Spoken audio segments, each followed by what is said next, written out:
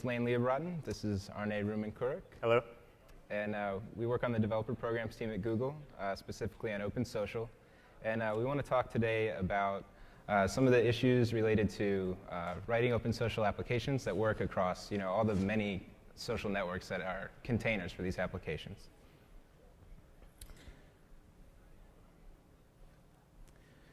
So, does anyone here recognize this guy, or this slide in general? This is kind of our slide that defines the problem that OpenSocial tries to solve. It's the idea that there's lots of social networks out there, and a developer can have a great idea for an application that would work well on these social networks, but they have to kind of decide, do I learn Orchid's APIs or LinkedIn's APIs and write my application multiple times just so I can get distribution on all of these different networks? So OpenSocial tries to create one API that the developer can write to that API, and all the containers will implement the API, and you can kind of get this write once, run anywhere idea, right? So this is the idea. But how many of you are actually have an OpenSocial application and have still felt like this guy when you're writing your app, right? So there's still some issues here because if you notice just the four networks that are on this slide. Some of them are, for personal networking. You want to interact with your friends in certain ways.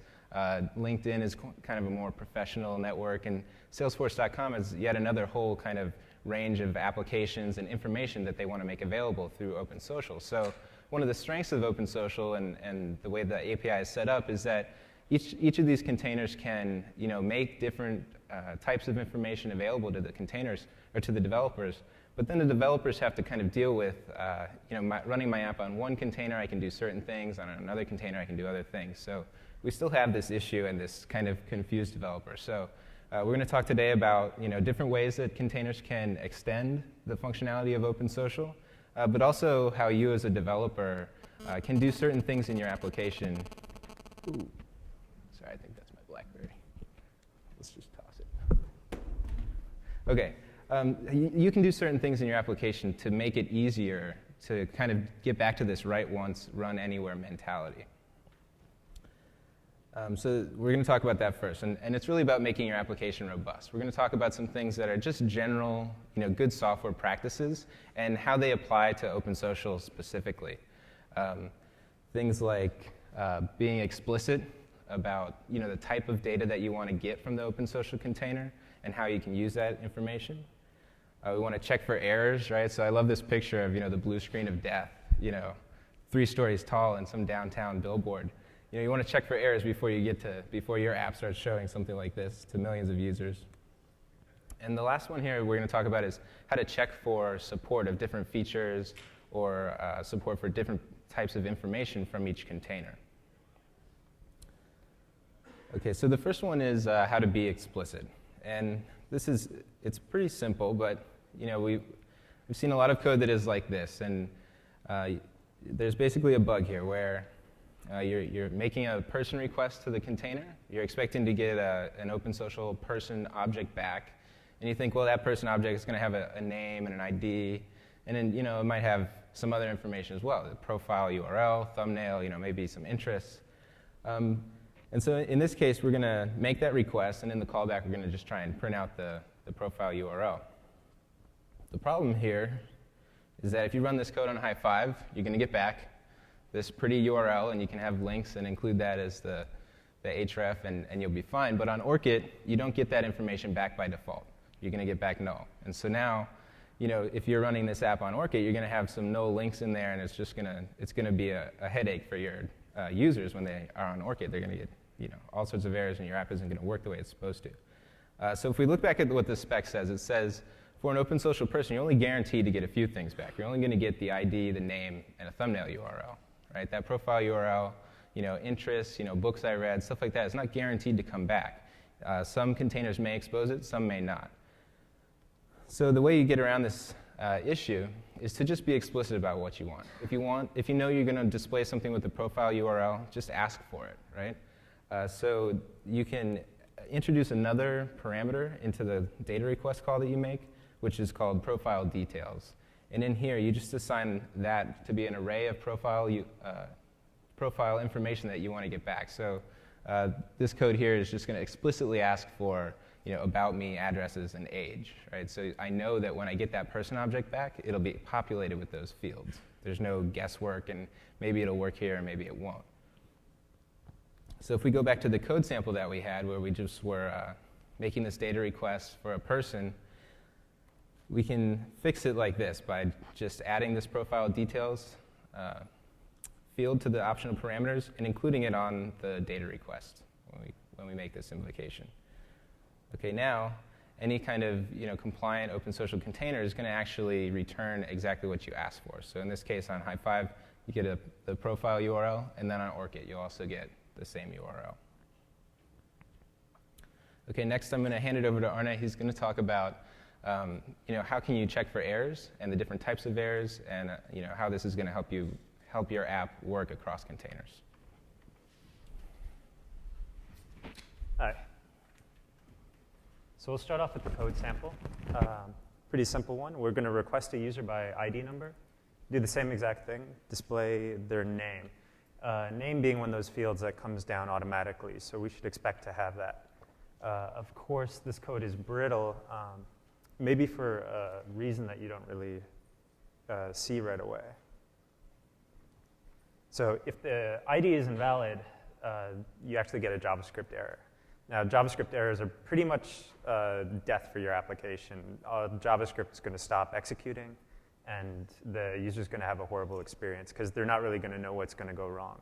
On IE, it'll be a little yellow triangle in the corner of the browser. Firefox, depending on what they have installed, they probably won't get a message anyway. So basically, when you're getting the responses from your data requests, you can actually check to see if there was a problem with the request itself.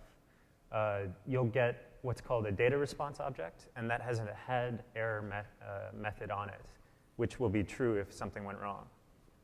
Here you can see that we're wrapping the display code with a check for this error thing. So if no error occurred, then we can feel confident that we can get this display name. Otherwise, we should really try to handle this. Also, because of the way that data responses come back, they come back nested inside of this. So you get a whole bunch of response items inside of each data response. Each response item has the same head error method on it. And you can actually pick apart the response to see if any errors occurred and where they occurred. So you'll have the global head error, which will tell you that something went wrong. And then as you pick apart the response, you'll see that where exactly your request failed. So to handle this error a little bit more gracefully, we can actually take that code from before and then check to see if the sub-request had an error. Now, if it did, then we can just display this,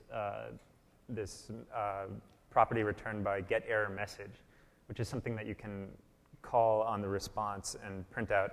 It's sort of a human-readable error message about what went wrong.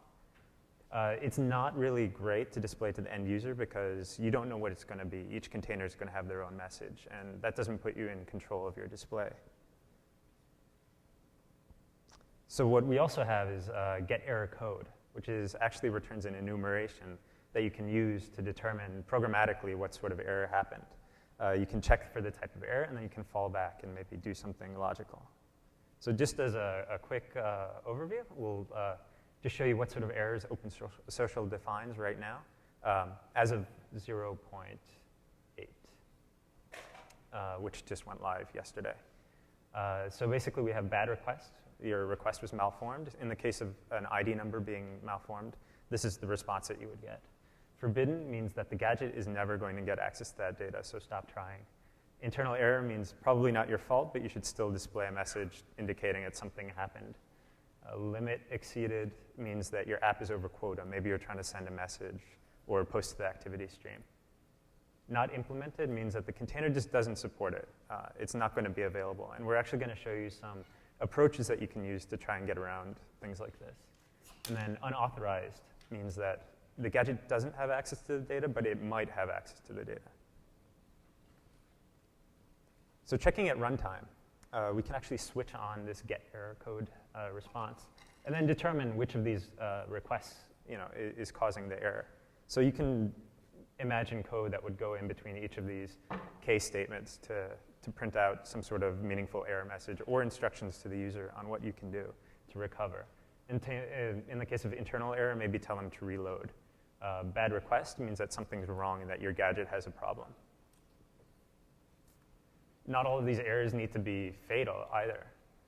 For example, if you have unauthorized, you could do request permission, which is defined by the spec to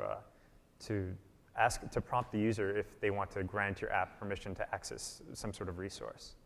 So in this case, we're actually filling out that case statement with a request permission call, which will prompt the user to share a gift with their friend and basically have access to the viewer object. Maybe this is where the viewer doesn't have the app installed. Of course, to sidetrack for a little bit, you can always preemptively check for this too, for permission. So just as an aside, you can do this before your request, just so that you don't have to deal with the error code. And see that checking using request permission. So going back to that request permission call, we supplied a callback. Now, these callbacks are not like standard data requests because they're going to come back with a response item, not a data response object. So it's only one request, so it only gets back one object. Basically, callback, you can instantly determine whether there was an error or not on the request itself.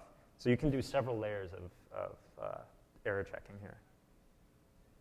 This callback implements something like that, where you can see if the data had an error. Again, you can instantly switch on the get error code for that, and then handle the unauthorized. Or not implemented. So, oh, I'm sorry, this slide is incorrect.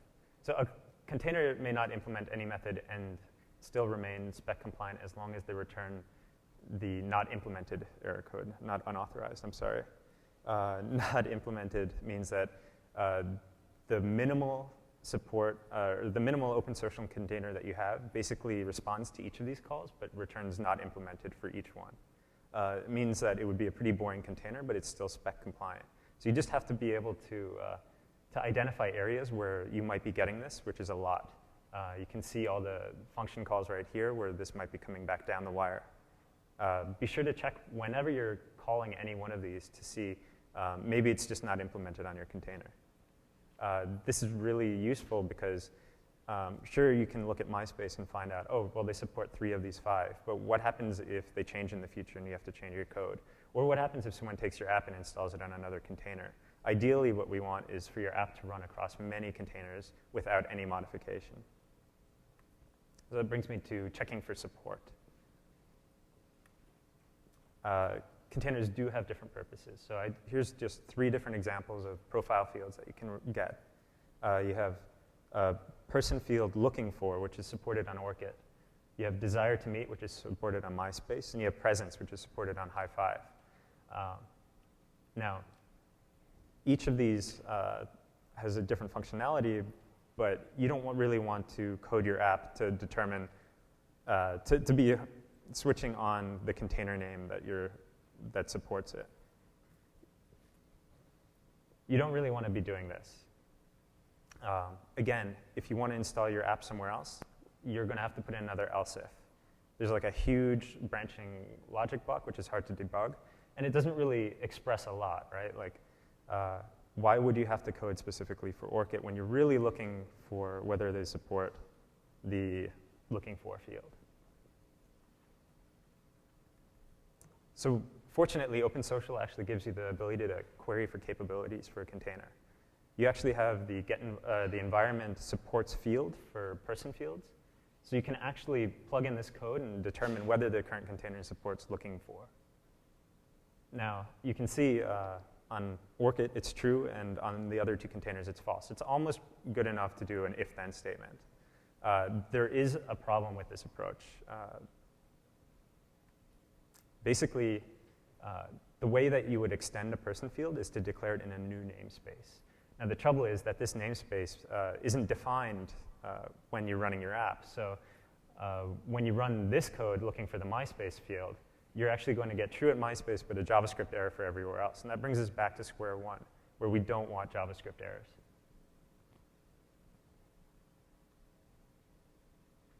Now, we could check to see if this namespace is defined, right? Because if it's there, then we'll use it. If not, then whatever. This actually executes across all containers, and we have a Boolean variable that basically tells us whether this field is supported. But of course, there's a big problem with this. That code that we listed before is basically saying, are we on MySpace or not?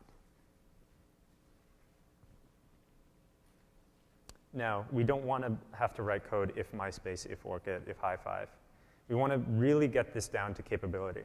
So I'm going to propose something that's not really canonical or not really great development practice.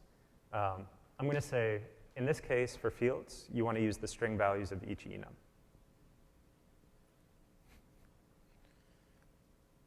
Yeah, so this is probably a worse practice if you're used to a compiled language, because you always want to switch against the enum itself so that your compiler can catch it. Fortunately, JavaScript is not compiled, and you don't have to worry about stuff like that. And you're basically going to get in trouble anyway. The specification also addresses this. It says that object fields are going to be defined in an enum under the container's namespace. But then it also says that the namespaced values have to remain constant and that they have to be supported by the supports field call. So in this case, if ORCID defines a special field with a string literal value of ORCID special person field, it has to return true for the string value and the enum. So using this code, you can see that this is perfectly spec compliant. And you have 3 variables there with supports present, supports desired to meet, and supports looking for, which all execute and across all 3 containers. You get a little fancy chart right here, and you can see this is what we're looking for. Of course, the drawback to this is that we have to be sensitive to what the values of each enum is. It's up to the containers to be responsible to publish not only what fields are available, but what also the enum string values are, and not to change those arbitrarily. So instead of querying by the container itself, we can actually say, hey, if this field supports presence is here, let's do some code. If supports desired to meet is here, let's do some other code, and supports looking for. This way your app is much more robust, and it actually reflects what's available on each container, not what the container name is. So I'll let Lane talk about some container-specific extensions now. All right, thanks. OK, so I just want to underline how important it is, this concept of switching based on capabilities and not the container. Right now we only have a handful of containers where you can write and run your applications. But coming in the coming months, we're going to be just exploding with dozens of new containers. So those if-else blocks are going to get really, really long, and you don't want to have to do that every time, for every piece of functionality you write. So it's really important to kind of make that mental shift between not caring about what container you're running on, but what capabilities you have access to. OK, so now I want to talk a little bit about the concept of extensions. And we saw, and we see every day, every social network we use is a little bit different. They all have their niches. And in order to accommodate that and get all these social networks to buy into this one common API, we don't want to limit those social networks by adhering to this API. We want to allow for extensions. We want to allow them to do whatever they want. So this slide just kind of shows a bunch of extensions that we're not talking about. Hair extensions, tax extensions, leg extensions. None of that. We're talking about container extensions. So OpenSocial is powerful because each container can specify they can make any data available they want to. They can make new JavaScript functions for you to be able to invoke. But that opens it up for developers to write this kind of spaghetti code it's hard to maintain, it's hard to debug, and it's just doesn't work when you get into this ecosystem of dozens of OpenSocial containers. So first I want to look at discovery. So this example just shows a media item, which is when you want to post an activity to your activity stream, you can include media like images or videos or something like that, and the container will then render that in the activities. And this is just kind of generic code that will work on ORCID to post a media item. Now, so what High5 wanted to do, they said, well, that's cool. I want to support images in my activities, but I want to make it so if you click on that image, there's a link there as well. So they add this this new object called high5.activity.mediaItemField.link, right? And so they allow you to specify a URL here. So this new code, this is going to work on High5. But ORCID doesn't necessarily have to implement this. MySpace doesn't implement this. It's not part of the spec. They don't have to go through the community, ask permission to implement this kind of functionality. But the API itself does allow for a developer to check for this kind of functionality. So in this case, High5 has kind of a suite of new objects that they will let you import by requesting a feature called High5. And so there's no reason that ORCID couldn't start supporting this High5 feature and let developers start accessing it, things like High5. The feature could be called photos or videos or something like that, something very generic and not related to the name of the container. So let's look at the code that's going to be it's going to adapt to the container, right, and to the functionality that's available on that container. In this case, the feature itself is called High5. But you just, you say, if I have access to this feature, then I want to go ahead and add a link to my activity stream. If I don't, well, I'll just do the vanilla version.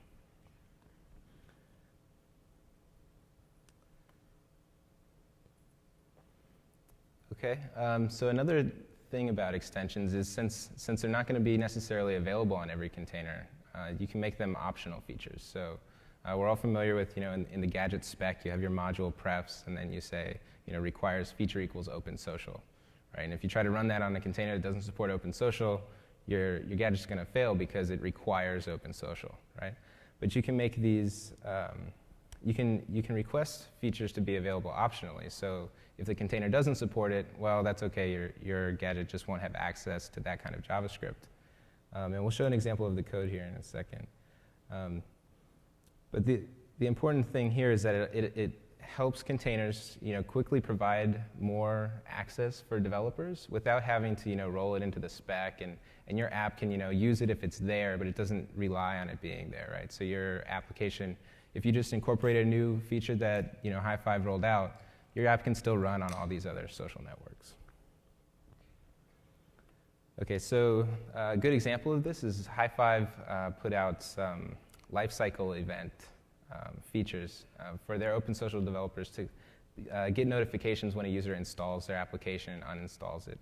And this is a really useful thing for a developer to know, because the OpenSocial the spec doesn't actually provide a way for you to have this information. It doesn't let you provide a URL that the container can ping when you get an install or an uninstall. So the way you do this is you just say, if it's available, I want to include the ability to use these High5 lifecycle requests by saying optional feature equals High5, right?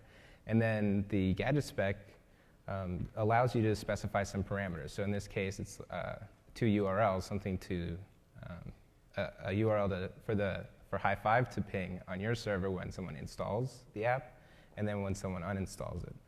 So this is just you can access this just in the gadget spec. And then, so this is actually a really good example of how these optional features and extensions are actually moving the OpenSocial API forward. So High5 kind of made this an optional thing. You can use it if you want to, if it makes sense for your app. And then it actually got a lot of good feedback. A lot of developers wanted it, and people started discussing it in the spec group. And this is now part of version 0.8, which just came out. That optional feature that High5 kind of experimented with, tweaked a little bit on their servers, is now rolled back into the common API for OpenSocial. So, letting OpenSocial be flexible and providing these the ability to have extensions is really helping it adapt very quickly to the needs of the communities, both for containers and application developers. Okay, so the last thing I want to talk about is just some common objects that we've seen extended.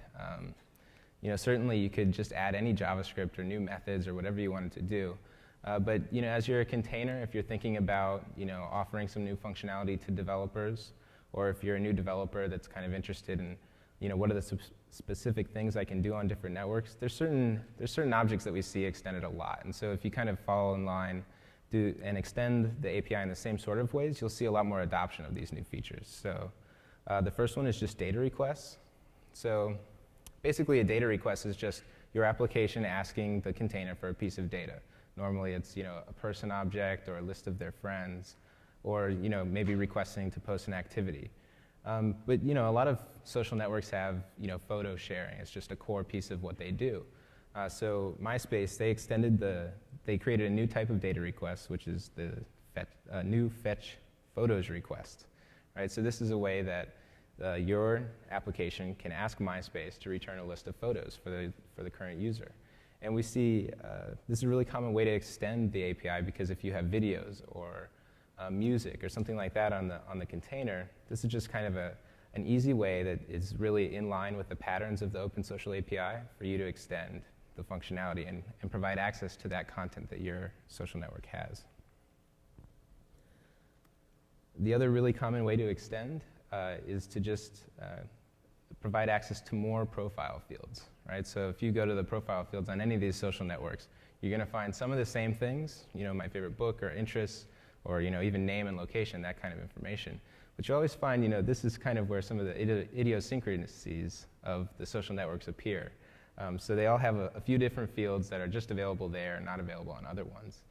But as a programmer, you might think that's a really interesting field to have access to. So in this case, this is just an example of a few that MySpace has, their mood or a headline for the user.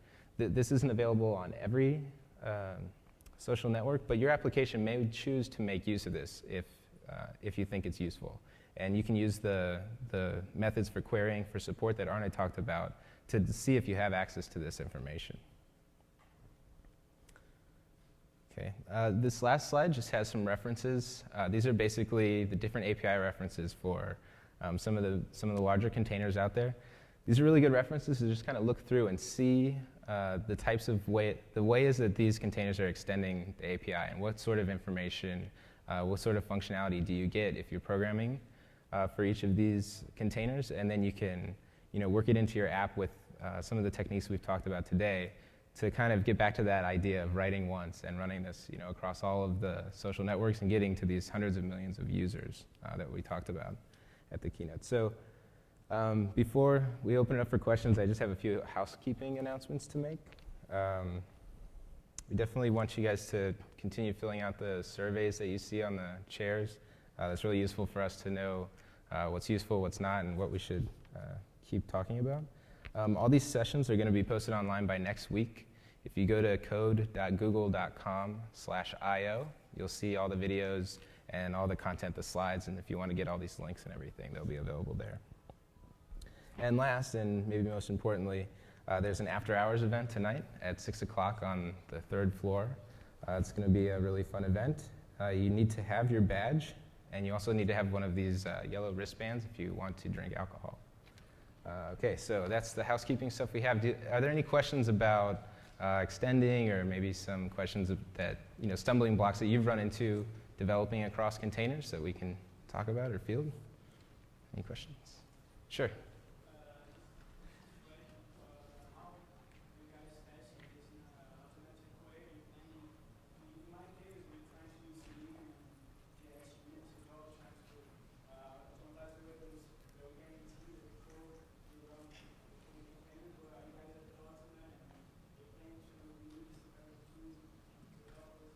Sure, okay. So let me restate the question for the audience. He's asking, are there any kind of automated tests out there that can, let a developer know what kind of functionality is available on each container? The answer is yeah. I mean, that's definitely something we're looking at. We have an OpenSocial QA team that does some testing for different containers, and what we want to get to is a gadget that you can just run and see, these are the profile fields that I have access to. These are the methods I have access to. These are the extensions that are on this container. And then, making that public and running it automatically, every day, so that you could go to a website or something and see what's available. So that is definitely something we're looking at doing. Cool, thanks. Any more questions? Sure. Is there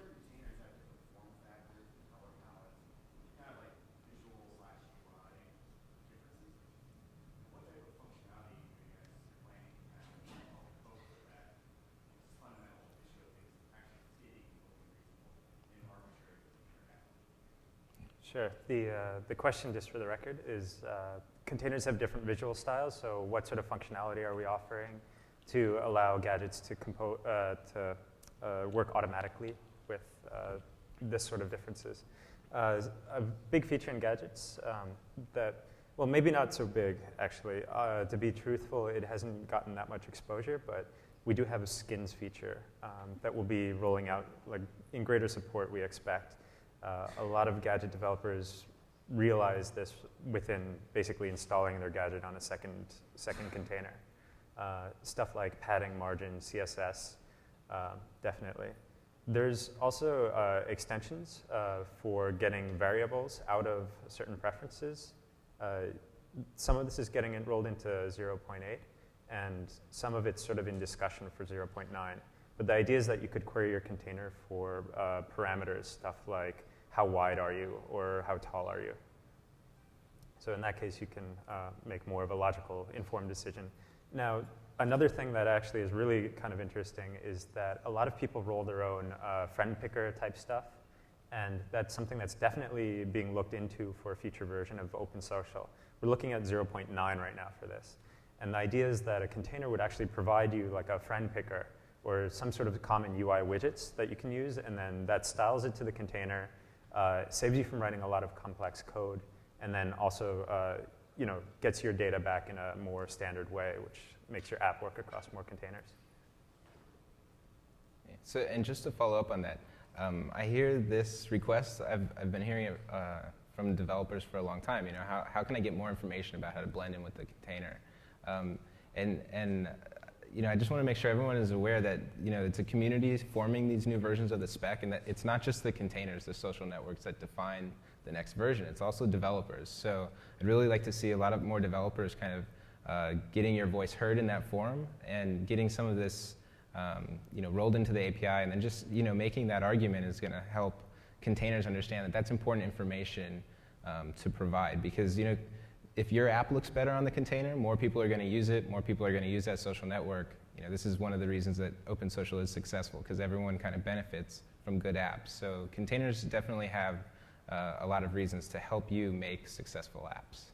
Actually, just to be a little bit anecdotal, I think the reason that skins didn't get expanded in 0.8 was because the discussion just never got enough momentum behind it to really define what fields developers were looking for.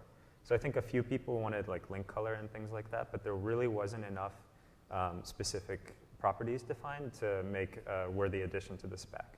So if anyone who's interested in contributing back wants to do so but doesn't know where to, contact me after, and I'll be happy to give you a link to where to go. Sure, in the back. Sure, yeah. So when Lifecycle got added to OpenSocial 0.8, was it added as high5-Lifecycle? No, actually it became a standard feature of the specification. So there is that idea that high5-Lifecycle won't persist and gadgets still need to change, but at least the feature is now, so the idea was that it was a test bed, and now it's part of the official spec. I think the actual way that you define it is you include a link element in the module prefs of your gadget.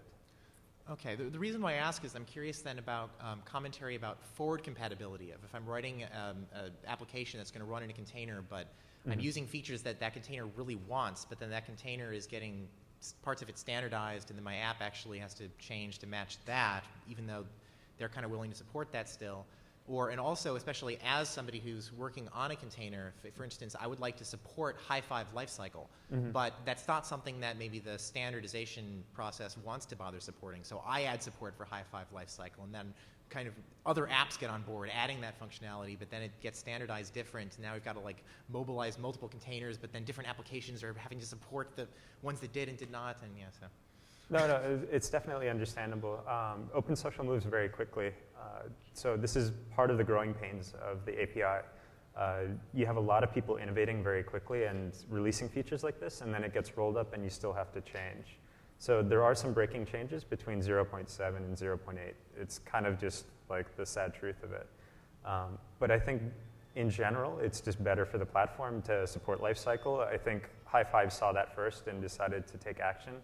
And if you're... By the way, I wasn't really commenting specifically on Lifecycle. It was just a Yeah, general, So you brought up another point, like if you're developing a container and you want to support high-5-lifecycle, I think that's a great idea. I think there should be more containers willing to sort of experiment in supporting other extensions and namespaces. If you see something out there that someone's done and you want to incorporate it, then that's wonderful.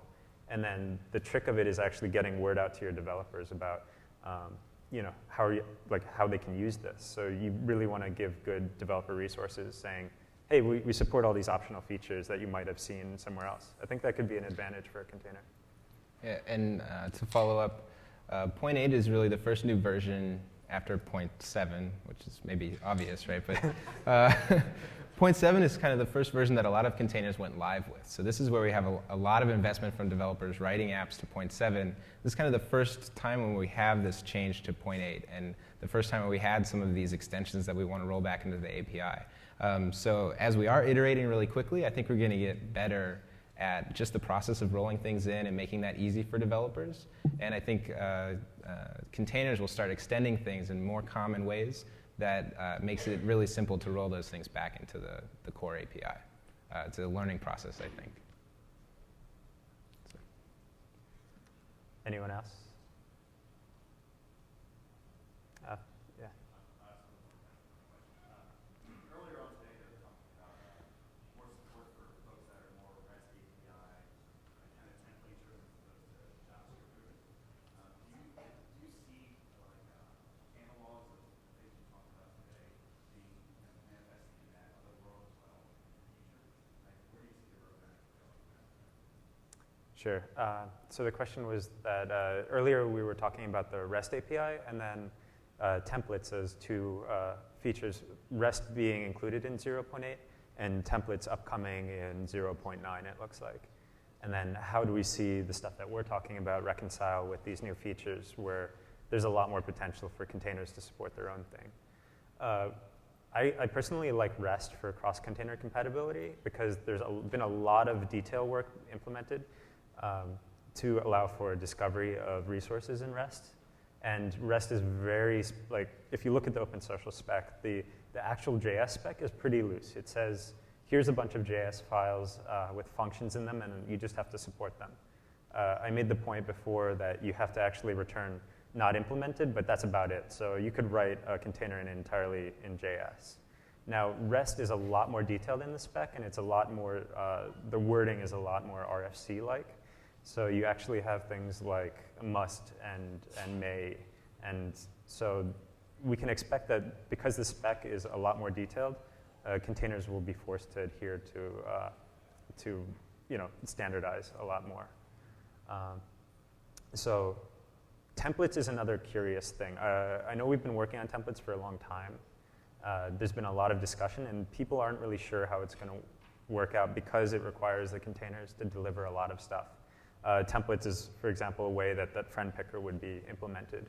So I think that cross-container compatibility will be a major discussion point. I just don't know that it's been discussed at the moment, which would be wonderful to have brought up in any sort of public discussions on this.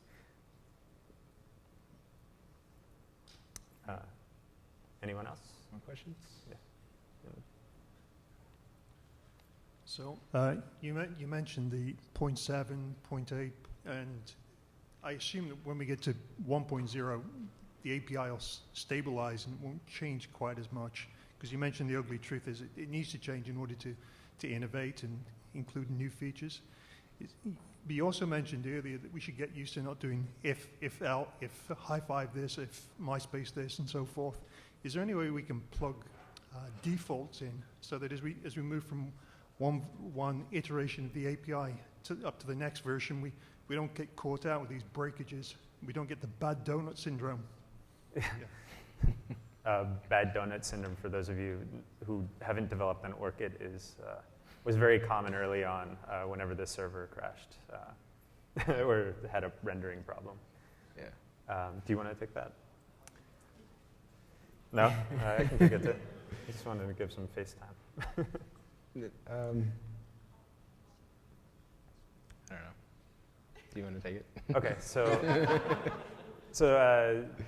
like Lane said, 0.8 being the next one after 0.7, as most of us are able to realize, is the first big iteration since the containers have gone live. So backwards compatibility is a big issue. And for example, the Shindig project, which for those of you who are unaware, is currently backing Orchid, the iGoogle Sandbox, and High5, along with a bunch of smaller social networks.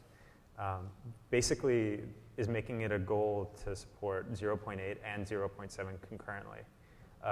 Part of what's very interesting about the gadget specification is that you can really think of OpenSocial as a feature that gadget supports, not really its own thing. And in that sense, your gadget includes OpenSocial-0.7 or includes OpenSocial-0.8. So the existing gadgets that work with 0.7 will continue to run, and as long as Shindig supports them. And then once it implements 0.8, they can, you basically include the new version of OpenSocial as a feature. Once you do so, then you'll of course be required to address all the breakages, but it won't be like a switch flipping. And then also, I think it's really good that containers sort of give a lot of developer playground sandbox areas. So another big announcement today was that High5 opened up their sandbox again, which had gone away for a little bit. And that sandbox is where they're going to be rolling out 0.8 features. So not only will you sort of have backwards compatibility with your old gadgets, but you also have sort of a playground where you can incrementally adjust to the new features and breakages until you go live with the new version. We're working very hard to make the disruption as minimal as possible, understanding that with progress comes a lot of change too.